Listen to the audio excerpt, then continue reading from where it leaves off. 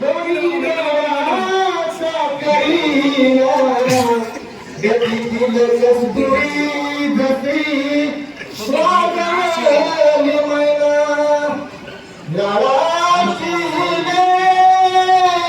लेकाची ही राजकुमारी आमची आज माहेर सोडून कशी चालली सासरी जीवातला जीव केला आम्ही तुमच्या हवाली आता तुम्ही माय बाप तिच्या जीवाची सावली